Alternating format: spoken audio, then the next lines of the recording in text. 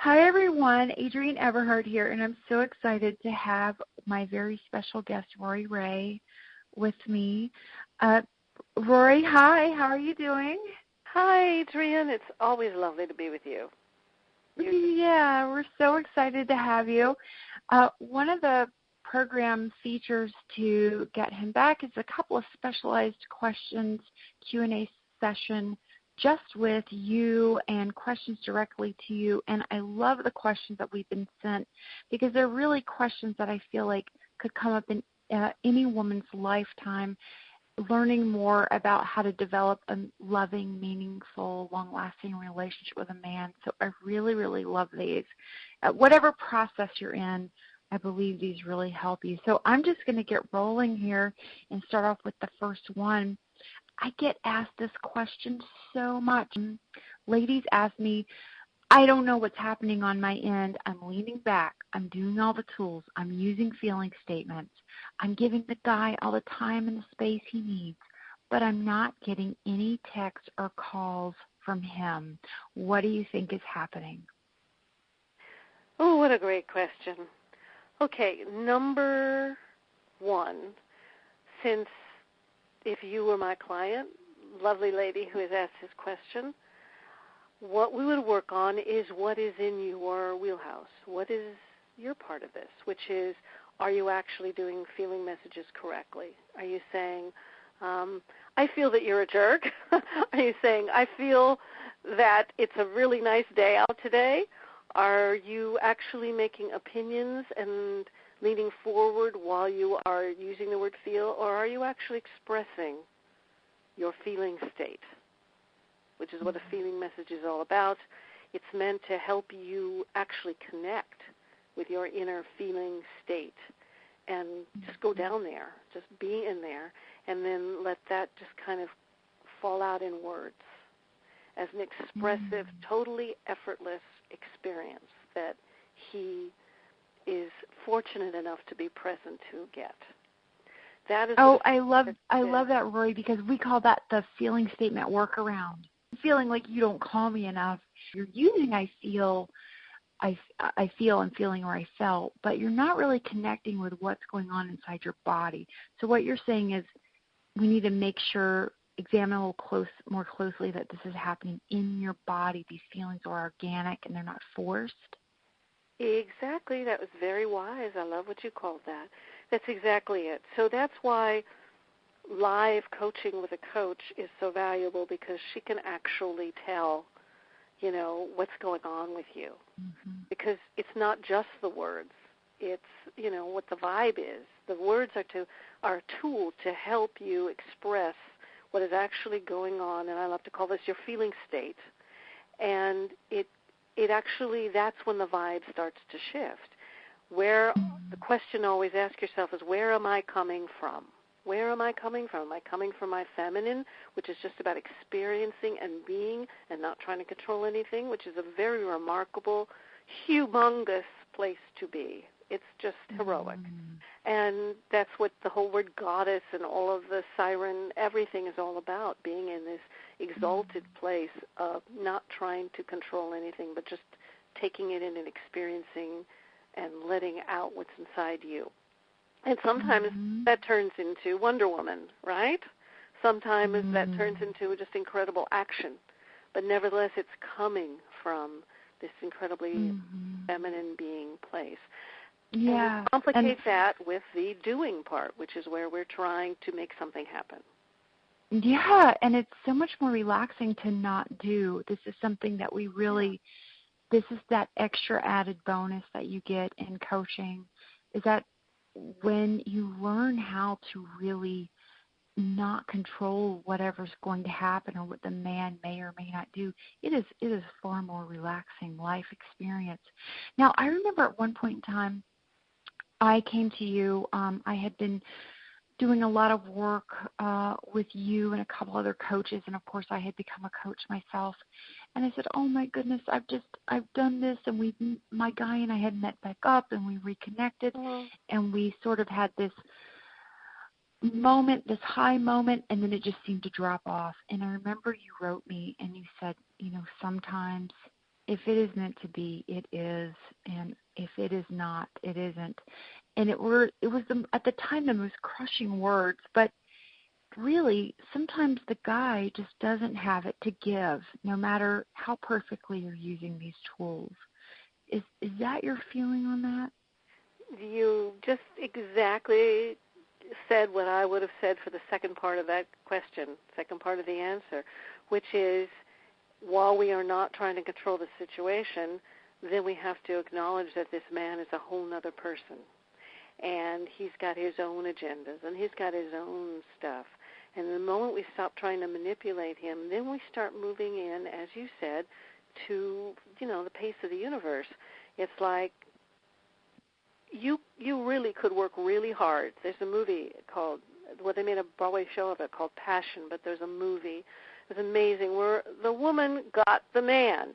She pushed and she shoved and she grabbed and she held and she had power and status, and she got him. But so what? Then what? It's like, yeah, you could get somebody and be miserable with him. You probably could make him love you if you trapped him in a box and, did all kinds of mind games on him. Is that what we want? Sometimes it is. We have to really admit that, we'll do anything to be with this guy. When actually having a really amazing guy could be so effortless.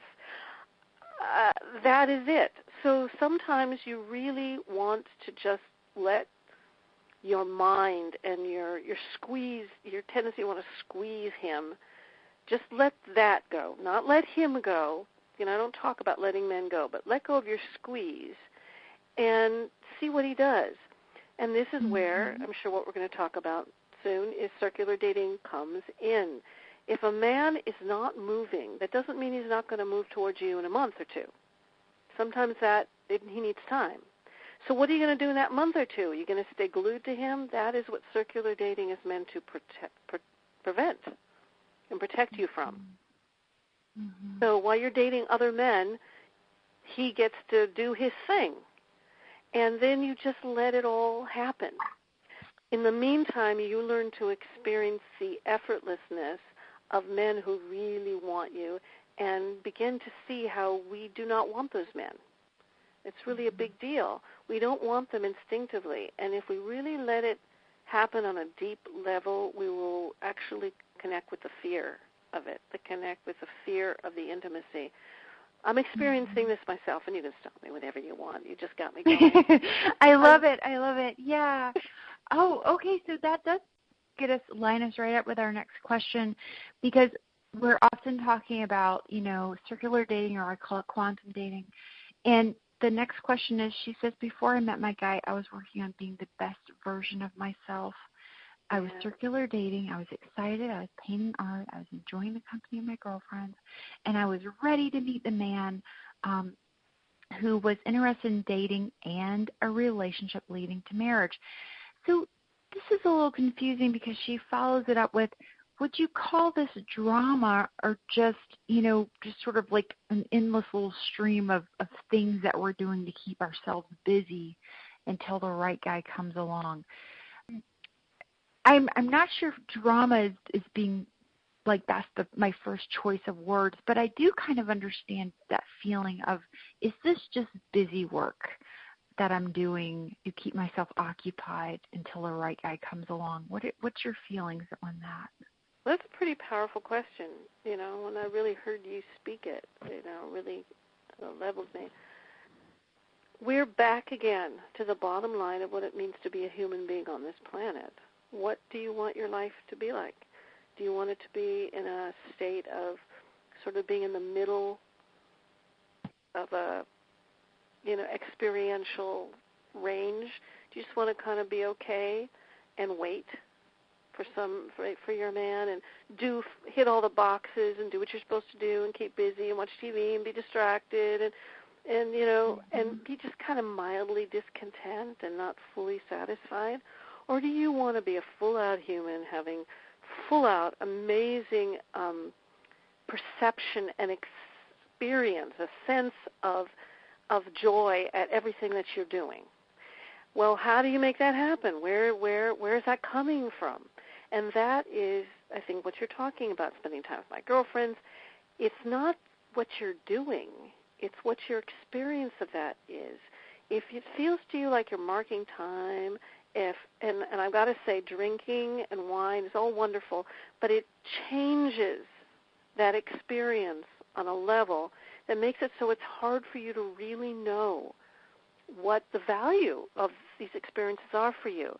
It changes the inner experience. What you want to do is you want to actually know if this isn't doing it for you, if this isn't floating your boat. You want to know if I'm marking time just having a fun evening, or if I come home and I feel really filled up. Is what I'm doing filling me up? I do art class. I'm a painter, and I can tell when I'm there just because I want to get something done, or when I'm just really so immersed in the experience of what it feels like to make a line and to put put paint on the canvas, where my mind is not involved. And I've lately become very aware of how I seem to always have men teachers in art class, one art, one female teacher. And I am very methodical in my teaching, and you know that, Adrienne. I'm very methodical. But I'm really realizing how to approach drawing a nude figure. I mean, I should write a whole piece about this.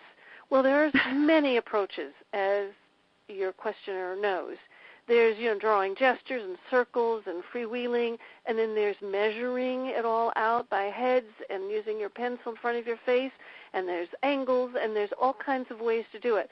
Well, all fine and good, and we all need the techniques of everything. Even poetry needs structure, and you need to learn it. But in the end, it has to come from inside you.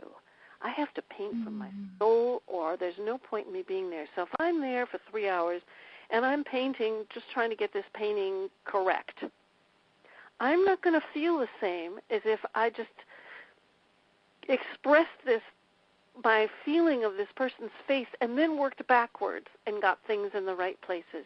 And there are many different methodologies to create that. So your busy work may be busy work in the way it feels, but how it looks to us on the outside is irrelevant. So while you write your list, go and look. Every moment of every day, feel where you are. Are you waiting in line somewhere? Are you in your head just kind of imagining stuff? Are you experiencing the air of where you are? Are you actually there? What is your physiological and emotional experience? That is what tells you what is going on. Same thing when you're with a man. So moving, that forward. If you are just marking time, you're going to feel vaguely discontent. If you are having a full-out experience of life with the same exact situations and circumstances, you're going to feel that, and that will draw in your man. Oh, I love marking that. Time doesn't draw in anyone. It doesn't draw in anything. Just marking time. Actually having I love that. Me too. This is a little bit about, have some fun. Have some fun in this process. You don't have to draw the straightest line or date a certain number, because there is a little bit of, I call these guys tweeners. They're the guy between the next guy. And part of quantum dating is you a little bit have to kind of nudge yourself and get back out there and really, put one foot in front of the other at first. But for me, one morning I really did wake up on a Sunday morning, and instead of going, okay, this is the 45th Sunday alone since my guy left, I woke up and I decided I was going to paint all day. I was going to listen to Prince albums. And I'm sort of sleepily making my way downstairs, and my doorbell rings, and it's my guy. He's here to claim me on my front porch. And so I think there really is this moment when you're finally just in your body and you're so in love with your life and what you're doing. That's when the guy shows up, usually it seems.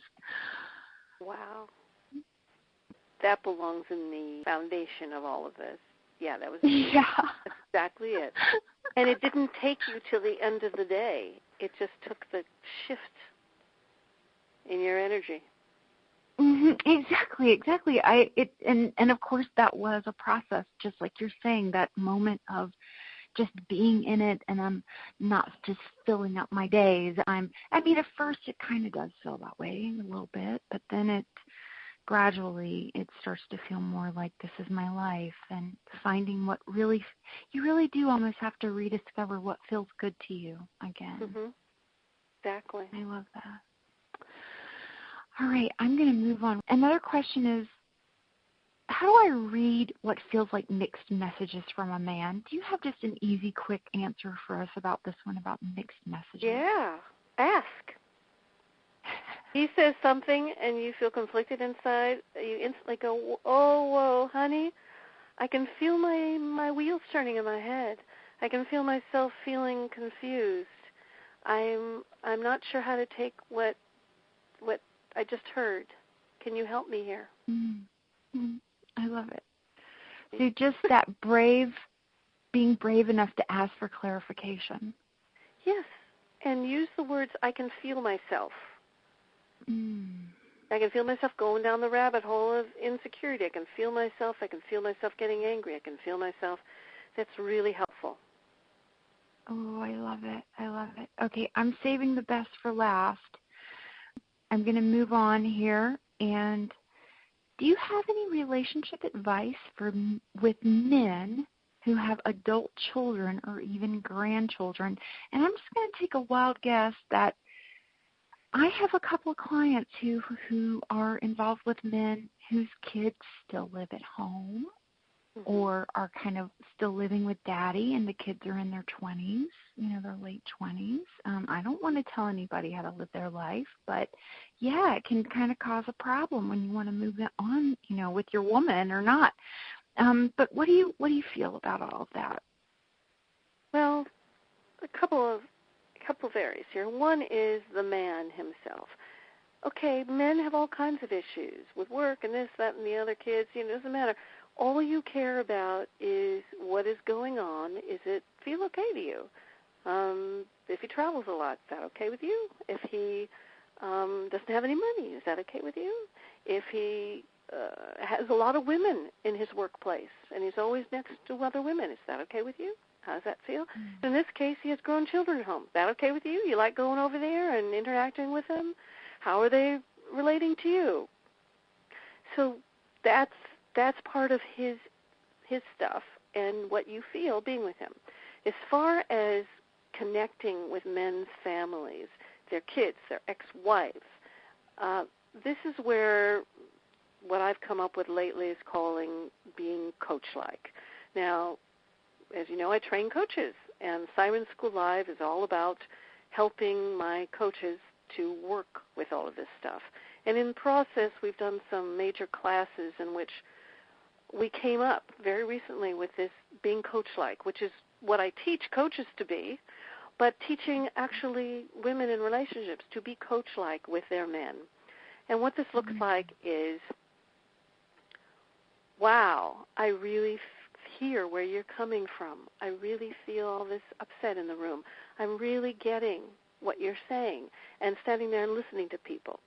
So this happens with a man, but you know what? It also happens with his kids. So when the kids are acting up and they're angry with you and they don't like you, or they're causing grief, or they're spending too much time on, or they're being protective of their father, all of those things, you get to say to them, wow, I really get how much you love your dad. He's awesome. You're awesome. Talk to me. In other words, you get to be coach-like with these kids. If it's 7-year-old, you get to listen to that kid in a magnificent way. You don't worry about taking over as his mother or being diplomatic or being, authoritative. You just are coach-like with these kids. You don't try to become their friends, because that's goal-oriented. That's masculine stuff. You're there. You hear them. You realize that people all around you are in pain, not just you, but all people are in pain. All people are terrified, and all people are acting from their terrified, painful places. And his kids are no different. And what you want to do is get out of your own personal issues, and you want to speak to them in a coach-like way. And later on, you can also say to them, I'm feeling myself feeling insecure around you. I'm feeling myself feeling like scared to be with you. Mm-hmm. Now worried that, this is the combination of feeling messages and being coach-like is what you need to do to find your place within a man's family. Exes, everybody, you can do this. I know you can. Everyone can do that. And, maybe I'll teach a course on just being coach-like, and maybe you will teach with me, Adrienne, and we'll help women in these it's a very advanced way of being. Very advanced. It's a much higher level. And if I'm hearing you correctly, you're really just taking your ego out of the room, and you're almost just being an observer. And not that you're a doormat and that you can't have feelings too or anything like that, but you're just taking your wants and needs. You're just focusing on what's happening kind of a little bit more around you in that moment. Is that excellent? Yes. That is? Yes. And you know what? My husband always says this. He's a specialist in nonviolent communication, which is, for me, a very masculine version of what we do. Mm-hmm. But what he says is, well, what happens when you and your man are in a tizzy? He's having a meltdown, you're having a meltdown. You had a horrible day at work, he had a horrible day at work. Who gets to be the adult? Who gets to be the coach here? Who gets to be the sane person? Or you just start screaming at each other? Well, over time, you kind of discover the person in the biggest need, in the most pain, gets the attention first. So the guy is what you're saying. Or you. If it's you who had the worst day, he's got to learn, stand there, and as you said, not necessarily put your ego aside, but go, I'm feeling all this stuff, I got all this stuff, and right now she goes first. So you train your man to do that, and you train yourself. I'm feeling all this stuff, but rather than me saying my feeling messages and sharing my feeling state about me right now, I am going to see that he's in greater need now, and I'm going to share my feeling messages about him right now, which is, I hear your pain. I feel it. I'm here to listen. Talk to me. Taking turns. Taking turns. I love that. And this is kind of like anybody who I've ever absolutely adored in my life, be it my grandmother, my mom, or a therapist, or they have this power. They make you feel like you're the only person in the world. Yes. And listen up to this one, ladies, because this is how we talk about having a man in the palm of your hand. When he can feel that safety, that makes his heart sing. He knows he's home and safe with you. Oh, I love that, Rori. I love that so much. All right, I'm going to move on to the last question, which this one is just so much fun. Because it's sort of like someone's asking you to time travel a little bit back to an earlier version of you and just, how you would do things a little differently. So I'm going to go back and just read this question for you. It was just so cute the way it was written. It says, what advice would you give your younger self now, knowing what you know? And then the follow-up to that was, how do you personally keep your goddess energy up? They're both good questions, but I thought they might tie in. So what advice would you give your younger self now, knowing what you know now, and how do you keep your goddess energy all revved up? Well, two great questions. The first one, actually in my Toxic Men program, I believe, I do a whole future self thing where I take you through meeting your future self, and then the future self, has something to share with you. So doing that myself, to answer your question, I would really just love to love myself as I was every moment. I don't want to manipulate events in my life now, and this makes me want to weep. I don't want to manipulate events in my life now, so I don't want to go back and manipulate events either. I just want to love myself, and all I would want to do with my prior self is just give myself a huge hug and tell her she's loved, and I love her, and I honor every move she ever made in her whole life because she got me here. And I just honor her bravery. I remember her walking out and doing things and going through some really intense experiences and coming out the other side. I just honor her. That's what I would do. I would not give her advice to change anything. I would just hug her and go, wow, you are awesome. You just got me here. I'm still alive. Every morning I wake up and say, oh, my God, I'm alive. I'm alive. Oh, my God. It's just the most exalted experience. I'm alive. I'm not dead. I'm alive. I can walk. I got my dog. I mean, it's not even a matter of, oh, I have to look for being grateful. I'm just, oh, my God, my eyes opened. And the same thing with my past self. I'm just so thrilled and grateful and happy and in love with her because she is me. She is me. She made choices. Some of them, and I don't even know if they were good or bad, and I never want to judge anything as good or bad. All I know is I'm here, and we got through, and I am this person that I love, and so that's kind of the answer. So that's how I would like to answer that. And, not everything's going to be okay, but just I love you. You can do no wrong. I would like to say you can do no wrong. How about that? You can do no wrong. That. It is not possible to do wrong. That is my philosophy. It is not. I have a deeply philosophical view of the universe and existence, which I advise every woman to explore within herself because it makes a big difference in how you experience your life, how you see your existence on this planet.